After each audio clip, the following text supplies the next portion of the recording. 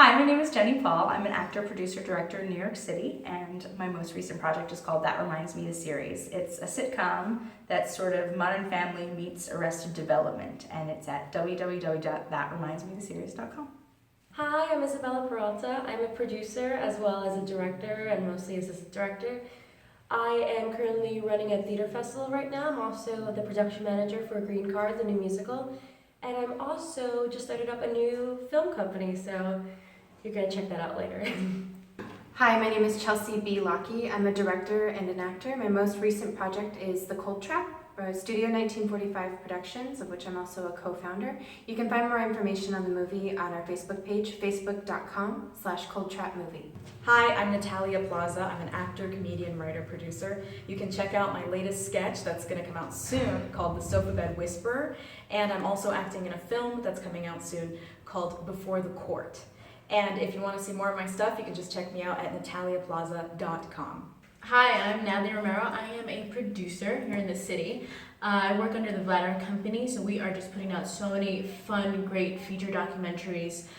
So please be on the lookout for The Hurt Business, which will be in theaters this year. You can also go on Vimeo to go see C.T. Fletcher, My Magnificent Obsession, Believe with Kai Green, and also Jeremy Scott, The People's Designer. So go out there, check us out, check me out, and hopefully much more to come.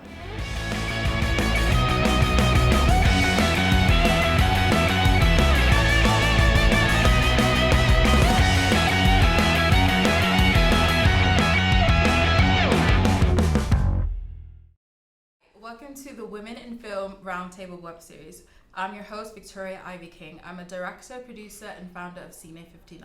Okay, so talk to me about your experiences, because we have a lot of producers here at the table, as myself, and I'll start with myself, and then I definitely want to know what you guys think. The difference between managing men and managing women. For me, primarily, all of the sets that I'm either producing or directing, I have an easier time managing women, as well as I have an easy time managing men. And I think Jenny and I were talking sort of off camera about how I make sure to choose the right people. And it's a very fine balance as a producer, because you don't necessarily know if, you can have someone come in and audition for you, and they might be fantastic at the audition, and then when they come to set, it's a completely different story. So tell me about your experiences managing men and or women.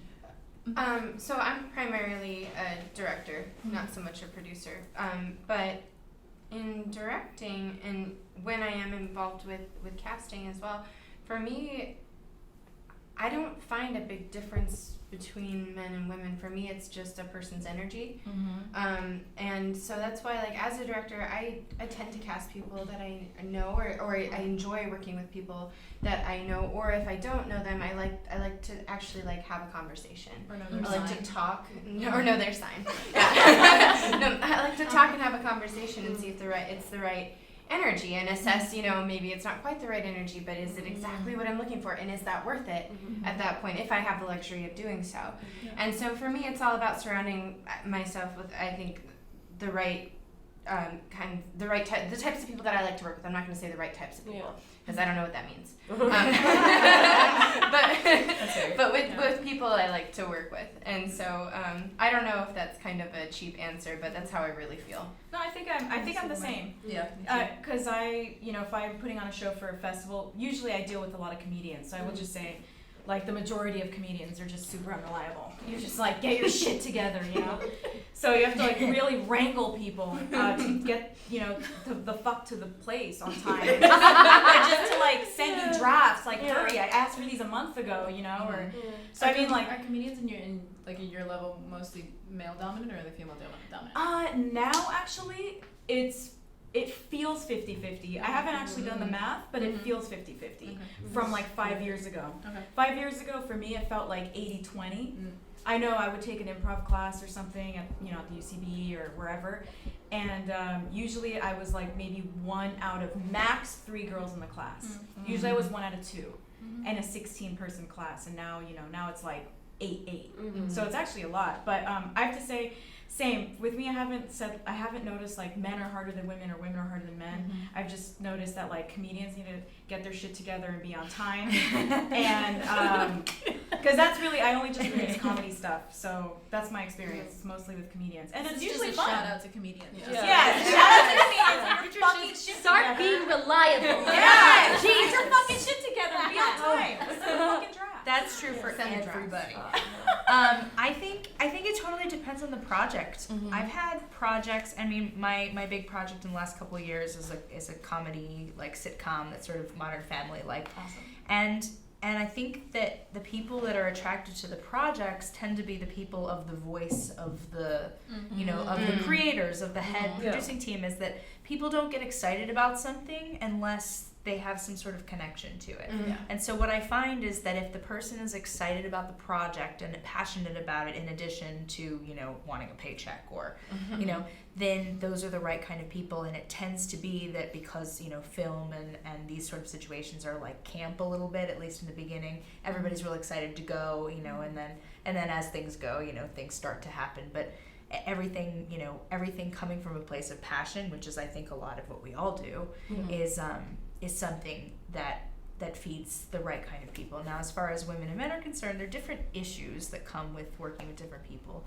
I find that, you know, as per stereotype, women are a lot more emotional. I know that I am, and that's not something that I'm ashamed of saying. That's just how I'm wired. I'm very empathetic, and that's just how it is. Emotional. But and then there are a lot of men that are too, and then there are women that are completely logic wired, and there are men that are completely logic wired, and it's just differences in people. And if the right chemistries and the right people come together, then the product and the chemistry of the situation is amazing. So I really do think, like you said, it's about the combination of the people and protecting the chemistry of your project, and not so much about gender, I guess. I definitely, I agree with that in somewhat of a way. It's just like, I've been in a situation where it's like I got to pick my own people, and I've been in a situation where I definitely just came on to this, and I had no say in anyone I brought in. And they're both challenges because you're working with people you already worked with before, and there could be friends and stuff like that. That's annoying. But you could also be working with people that you never met before, which is fun in a sense. But I realize that men and women, it's a different ball field, and it's also just, I don't think it matters so much on the gender as it matters on the egos that are brought on set. I think that, you know, men, women, whatever sex you are, if you come in with an ego, no matter what, it's impossible to cooperate with you. It's impossible to collaborate and create this unified art piece that we're trying to do. I can say that with over time, a lot of the men that I worked with, their egos have either broken down a little bit where you can talk to them more. I noticed that with women, it's a little bit harder to break down their ego. And I noticed later on in the rap parties, when we talk later, there's a communication, but I hardly ever work with them again, as opposed to I work with countless men that I worked with before. And I think there's a sense of pride, and I think there's a sense of I have to prove who I am on this set. You know, I can't have another woman looking better than me sometimes. And I mean, that's understandable. That's completely understandable. You're trying to be competitive like a lot of other men do, but it's like, especially in this industry, you have to listen to each other. That's the most, I mean, I assistant direct, and sometimes I PA on gigs, you know, like there's never a moment where I'm always like continuously the boss. And I think that you always have to come with a mindset of learning, and I think that people with egos don't, but I think women, it's harder to break down those barriers sometimes of understanding, especially with other women. I think that's so true, because I feel it myself. I feel like I have to be super guarded, and I have to sort of amplify myself, you know, to be heard, to be there, to be respected, to be remembered, you know, to feel visible. And it's so true. I can see that. I can see myself being one of those people that is not opening up or just acting very guarded, or maybe like a bigger ego than you should have. And then I noticed that about myself a few years ago, and I was working am working really hard to totally go away. I'm actually dead inside now. I have no ego anymore. I understand. Yeah, I actually have no ego anymore, so it's actually great. But I know exactly what you're talking about. I used to be just like that. And I used to be the fucking bitch that no one wanted to talk to. And I for realized some reason you that. felt like that was powerful. Like Yes. you felt like you truly were getting I felt like somewhere. that was the right way. Yeah. And I said I have to be like this because this is what's gonna get me success. Yes. And then I realized I was just hurting a bunch of people along the way. Yeah. And no one wanted to be around me, Yeah. and people started being scared of me. Yeah. And that's definitely not what you want when you have to be in a collaborative art. So I realized, like, fuck, I need to change the way that I am. And I realized that that's when I was kind of like the violent feminist. You know what I mean? And I was like, fuck, I need to change this. Yeah. This is not working for me. It's not working for people. And it's just not happy. And I want to be a happy person. So I can say I was that person, definitely. I think it depends on what you're working on what project you're working on. And it's like you said, sometimes you have no say in what crew. And I usually don't have. I work in an office environment as well as a creative environment because I work in a production house. So in the office environment, when I hear that, you know, the guys are like, we have to, you know, hire more women, I'm like, okay, yes, don't go crazy with that. Because I'm like, this is something that I said off camera. I'm like, and I'm like, you guys do know that periods, you know, like we get on the same cycle and we get a little bit crazy, and women are very dominant, and the people that you're competitive. And you can get spicy with it. You can get very spicy with it. So I sometimes I like a good balance because balance is great. But I think women sometimes get a little bit too competitive towards each other, where it gets unbearable, and I'd rather just work and just get something out there. But it's interesting when you think about the industry in film.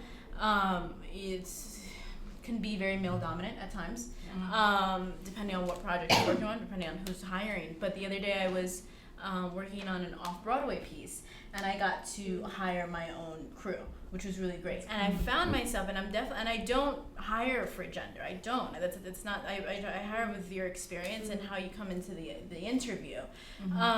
If you seem confident enough. But I found myself hiring just like an all-female crew because I was like, your resumes are so much more solid, and I come from a theater background, and I just know that I'm probably going off on a limb with this one, but when it comes to theater is probably something that's more acceptable from a younger age, so women become much more confident in theater to be like, this is what I know, this is what I love. And when theater women, no matter what position you're in, you are outspoken. Where in filmmakers or people that are in film tend to be a little bit more of the thinkers, of the analytical type, the people that are creating things in their head rather than so eager to, you know, put themselves out there. So my team was all women, and it's because they were fucking badass, because they knew their shit to a T, and I didn't have to think about it. Like, I didn't have to think about any of the things that I didn't have to think about, which was great. Not forced affirmative action. So I can Saying, agree I'm with just that. saying, it wasn't. I forced have to admit, affirmative when I bring people on to film sets, a lot of them come from theater.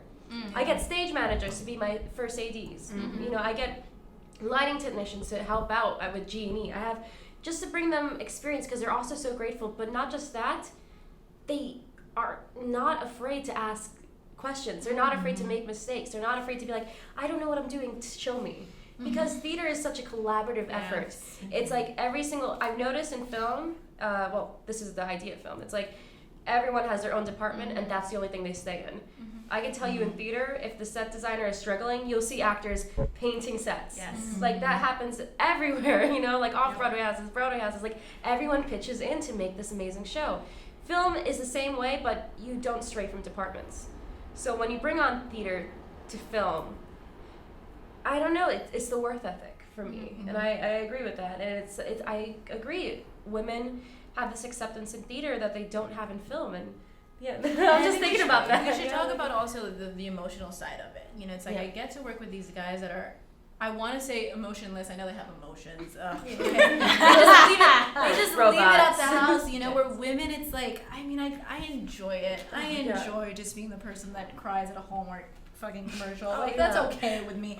But when you get too much of that in one room, that is, you know, I'm offended by the tone that you used, or the look that you gave me, or why are you doing this, and did she just, because we're constantly in our heads. Now, I'm not speaking for all women, because that's me. You know, way too much. But men can definitely sit down and be like, everything aside, this is business. Business Yeah. is business. Yeah. Don't take anything personal.